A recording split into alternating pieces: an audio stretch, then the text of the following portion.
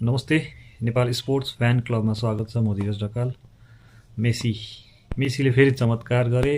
आज फर्स्ट गेममा 3 गोल हानेका थिए र मिरोस्लाभ क्लोजको 16 गोलको स्कोरलाई म्याच गरेका थिए, बराबरी गरेका थिए भने आज 2 गोल हाने अस्ट्रिया विरुद्ध अर्जेन्टिनाले जित्यो पनि र मेसीले हिस्ट्री क्रिएट गरे र 38औं मिनेट, गेमको 38औं मिनेटमा उनले उत्कृष्ट गोल हान्दै अर्जेन्टिनालाई लिड दिलाए। सँगसँगै उनले मिरोस्लाभ क्लोजको 16 गोलको all time world cup best goal स्कोररको रेकर्ड तोड्दै 17 गोल पुगाएर पछि फेरि गेमको अन्तिममा अर्को गोल, उत्कृष्ट गोल हान्दै आफ्नो गोल स्कोरको सङ्ख्या 18 पुगाए र मेसी चाहिँ वाइन जस्तै जति पुरानो भयो त्यति कडा खतरा बन्दै निस्किएका छन्।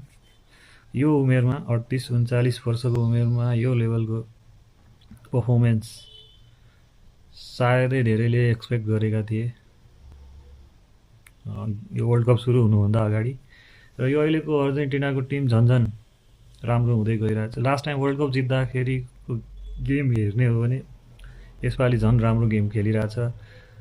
अब गेमकै कुरा गर्ने हो भने अस्ट्रिया त्यति कमजोर टिम होइन, राम्रो टिम विरुद्ध राम्रो गेम खेलेर मेसीले गोल हाने। मेसीले मात्र होइन, पुरै टिमले राम्रो गेम खेलेको थियो। त्यस्तै फर्स्ट गेम अल्जेरिया पनि राम्रो टिम हो अफ्रिकाको र राम्रो टिम विरुद्ध राम्रो गेम खेलिरहेछ अर्जेन्टिनाले भनेपछि अब एक्सपेक्टेसन बढ्दैछ। मेसीले किन यसरी फ्रिक्वेन्टली गोल हानिरहेछन् भन्दाखेरि मेसीले टिम गेम खेल्छन्, टिमको लागि गेम खेल्छन्। आफैलाई चाहिँ एकदम महान भन्ठान्दैनन्। हुन कि उनी अहिले यी गोलहरू हान्दै गर्दा अहिले विश्वका संसारकै सबभन्दा महान खेलाडी बनिसकेका छन्। यसमा अब कुनै आशंका छैन र 39 वर्षको उमेरमा यो गेम हामीले विटनेस गर्न पाउनु निकै नै भाग्यमानी कुरा हो। र मैले पहिले पनि भन्दै गर्थेँ, हामीले म्याराडोनाहरू, पेलेहरूको गेम हेर्न पाएनौँ र उनीहरूको फुटेजहरू पछि अलिअलि भएको फुटेजहरू हेर्थ्यौँ। तर अहिले मेसी रोनाल्डोहरू जस्ता खेलाडीको चाहिँ अहिले हामी लाइभ अहिले नै हेर्न पाइरहेछौँ। यो एकदमै भाग्यमानीहरूले मात्र पाउँछन् जस्तो लाग्छ। यो लेभलको प्लेयरहरू कहिले जन्मिन्छन्, अहिलेसम्म त छैनन्।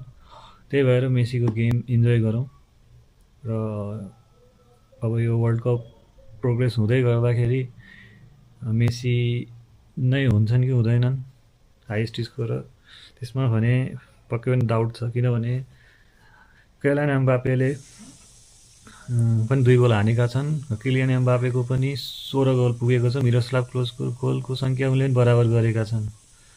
आज इराक विरुद्ध किलियन एम्बापेले फेरि 2 गोल हाने। फर्स्ट गेममा पनि 2 गोल हानेछन् र अहिले टोटल ट्याली उनको पनि 16 पुगेछन्। एम्बापेले मेसीलाई प्रेसर भने पक्कै पनि दिइरहेका छन्। त्यस्तै नर्वेका हाल्यान्डले पनि 2 गोल हाने। हाल्यान्ड भर्खर आएका छन्। अहिले यो वर्षको वर्ल्ड कपमा सायद बन्न सक्छन् हाइएस्ट स्कोरर, तर ओभरअल भर्खर फर्स्ट वर्ल्ड कप हो हाल्यान्डको। हेरौँ, मेसीलाई शुभकामना छ। उनी वर्ल्ड कप सकिने बेलासम्म पनि हाइएस्ट स्कोरर रहिरहन्। यही छ। मेसीको गेम हेरेर सबैजना इन्जोय गर्नुहोस्। बधाई छ अर्जेन्टिना र मेसीलाई। नेपाल स्पोर्ट्स फ्यान क्लबलाई फलो र सब्सक्राइब गर्न नबिर्सिनु होला। धन्यवाद।